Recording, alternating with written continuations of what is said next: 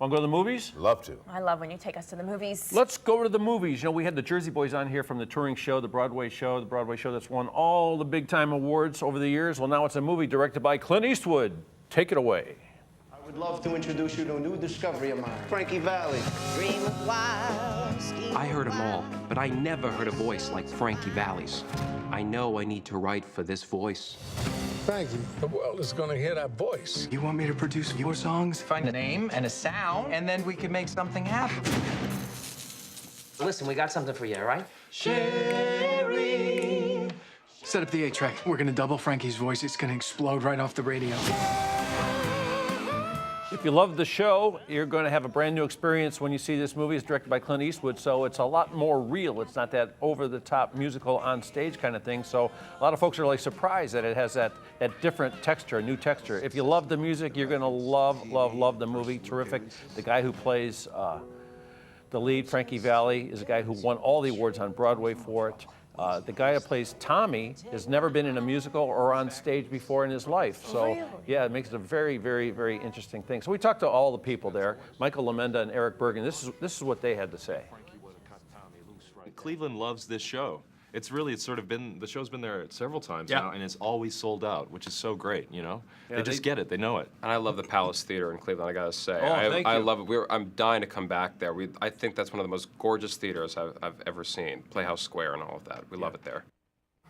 You know, Big shout out. you probably get that when they come on their show. Yeah, And- they do talk about that a lot. A lot of people say that too.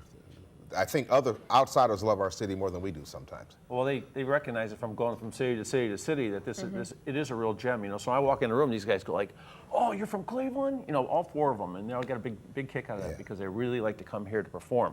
And of course, one of the big things you want to talk to these guys about, those two guys are both in the touring show, the national touring shows for years. How about working with Clint Eastwood? Clint Eastwood, you drop your jaw a little bit, like the first time you meet him and talk to him? Yeah, I had no clue what to expect. I never thought in my life I'd be in a Clint Eastwood movie. You know, I'm a 6'3", you know, pale, lanky. Like I had, what, a Western? I had no clue. You know, so when it turns out he was doing Jersey Boys, I thought first of all, that's very odd. And then when I thought about it, I realized he's the only director to do Jersey Boys and to really make sure that the script kept its grit and didn't become a piece of, you know, fluffy, you know, musical. So they really like working with him. I mean, he's a cool guy to hang around with, just period. So Vincent Piazza, he's the guy who plays Frankie Valli. He's won every award there was. He won all 4 Broadway awards, the Tony, the Critics, the Drama Desk, all that stuff.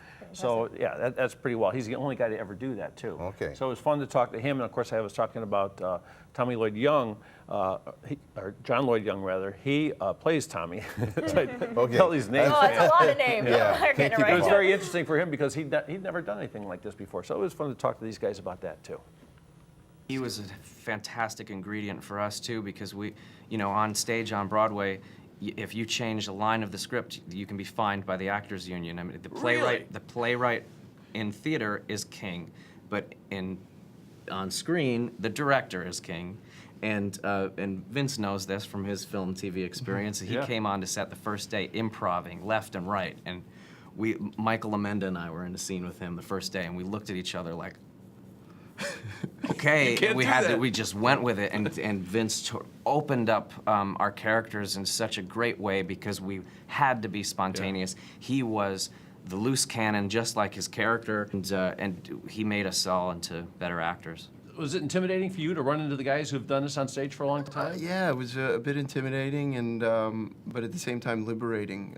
You know, to be able to go into something that, you know, John Lloyd and Eric and Michael had built. Really, without the success of the musical, there wouldn't be a movie. So I was very humbled and honored, but at the same time, you know, very trusting. And by the way, there's a Cleveland connection, you know, because some of the most important producers of the original Broadway show are from Cleveland.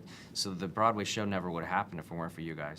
Yeah. Yes, that goes back in time, not just, you know, making Playhouse Square new again and reinventing Playhouse Square. I mean, we were supporting the arts long before we got that job done, you know, so Cleveland's a big player in the theater. We should get some of the residuals from the movie then. That's right. That's the way We to made think it about happen. Yeah, right. Hey, did you ever go see Think Like a Man? I did not see Kevin that Hart? one. I didn't see that one. That was based on Steve Harvey's book, right? That's right. Yeah, I haven't seen that. Okay, so you got a second chance now because now it's Think Like a Man 2, T-O-O. It's your bachelor party. Next 24 hours, the boys will be with the boys. And the girls with the girls. Rolling with the pros. Let's go!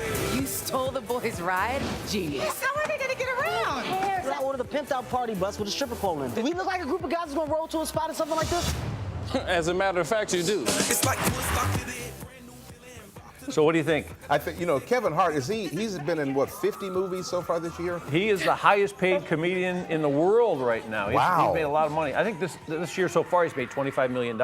This guy's on fire. You see him everywhere. He was just in Cleveland the other night for WWE wrestling, and he'll go anywhere and talk to anyone to promote his career, and he is doing it. He is on fire. So when he did these interviews, he did it with the other 3 characters that he worked with in this, and I think the guys like that. Any city where they let you carry a drink that's the same size as you down the street, if for some reason you feel like you are breaking all the rules. I saw one guy in Vegas who had two of the body drinks. And he's like drinking them at the same time. And there's a red light. He's obviously not supposed to be doing, like he wasn't supposed to be walking across the street when he was, but he's yelling at the cars. Yeah, y'all see me with this shit. Yeah, I'm walking. And there's a cop watching him. The cop is watching him laughing like the cop. That's Terry every day, 3 o'clock. But it's like they allow these things to happen. It's all right. That Kevin Hart is on fire. A guy about this tall, man, but he works like he's 8 feet tall. And that movie opens tomorrow. It's in theaters. Think Like a Man 2. And if you want to see Jersey Boys, also tomorrow. The music is great.